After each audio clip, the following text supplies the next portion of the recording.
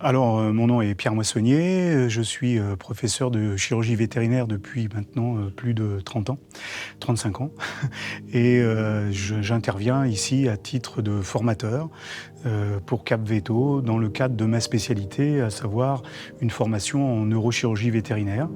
Vu, le moment de ma carrière où cela intervient, c'est vraiment un plaisir de transmettre tout ce que j'ai pu apprendre et y compris une expérience à transmettre, plus que seulement des connaissances livresques, leur montrer des trucs et astuces, montrer ce qui va éviter une complication, ce qui va améliorer le pronostic de manière assez simple et qui n'est pas forcément écrit dans les livres.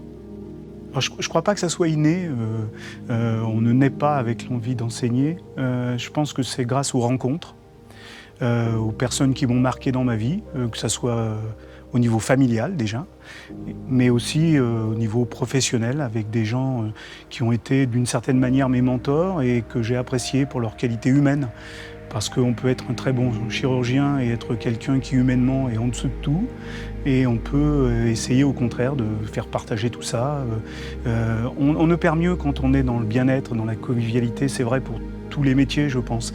C'est-à-dire que quand on est bien dans son métier, on travaille mieux.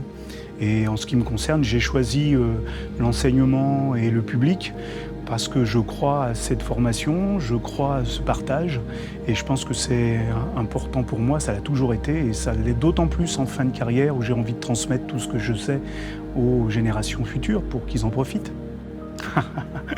Poser ça comme question à un vétérinaire. Alors, récemment, j'ai eu un ancien interne qui m'a dit qu'il avait choisi vétérinaire parce qu'on lui avait dit que ça gagnait bien sa vie. Ça n'a pas été mon cas parce que j'ai suivi une carrière universitaire, donc c'est sans doute pas ce qui est le plus lucratif. Mais pourquoi choisir les animaux? Parce que j'avais envie de travailler au contact de l'animal, j'avais envie de soigner les animaux, j'avais envie de les guérir et j'avais envie que mon geste soit un vrai geste thérapeutique.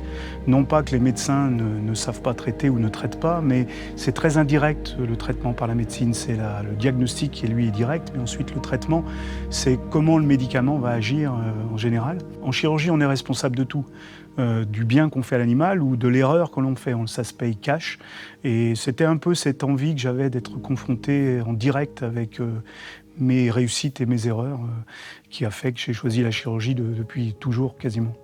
Personnellement, il était primordial durant toute ma carrière d'être à jour de connaissances. C'est-à-dire que je n'ai jamais été en roue libre et je pense que c'est d'ailleurs très intéressant et motivant que de lire, que d'écouter, que de progresser à mesure que les autres progressent et d'échanger grâce à ça autour de la technique, de la pathologie chirurgicale, du diagnostic. Voilà, c'est très important. Donc je vois les choses comme ça, comme un progrès qui s'est fait dans mon environnement et que j'ai suivi au mieux que j'ai pu le faire. L'évolution actuelle va vers une hyper spécialisation.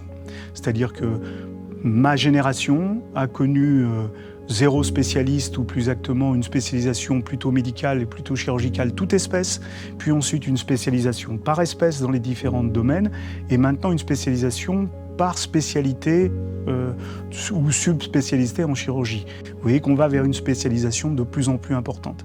Alors à la fois c'est passionnant parce qu'on peut pousser beaucoup plus loin dans sa spécialité, mais c'est également un piège dans lequel il ne faut pas tomber et garder une assise de généralistes qui sont les bons médecins et chirurgiens généralistes qui maillent le territoire pour donner une place à chacun d'entre nous. Par ailleurs, l'évolution de la profession, c'est aussi deux choses. C'est d'un point de vue de la formation, de l'apparition des écoles vétérinaires privées. Ayant été toute ma vie dans le public et connaissant la qualité des enseignants qui ont fait travailler les étudiants et qui ont formé les étudiants, je suis un peu dubitatif par rapport à une formation privée faite par des vétérinaires praticiens au contact des animaux. En ce qui nous concerne, on est enseignant et j'ai l'honneur de penser qu'être enseignant, c'est un métier. Et je respecte totalement mes confrères qui sont de très bons spécialistes, mais pour autant, je ne sais pas s'ils ont suivi des formations pour être vétérinaire enseignant. Et je suis un peu embêté que le même diplôme soit la sanction des études privées comme des études publiques. Parallèlement à ça, on a une profession qui se modifie et cette profession, elle se modifie en s'associant à des grandes chaînes. C'est-à-dire qu'au même titre que Carrefour a remplacé l'épicier du coin, on aura bien sûr des chaînes qui mailleront le pays et non plus des vétérinaires indépendants. C'est déjà le cas. On peut se poser beaucoup de questions autour de ça.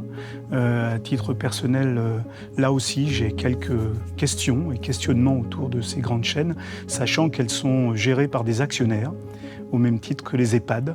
Donc quand dans les EHPAD on compte les pépitos et les couches culottes, j'aimerais pas qu'on compte les alaises et les paires de gants pour soigner les chiens. Voilà, la priorité pour moi, c'est l'animal, le propriétaire.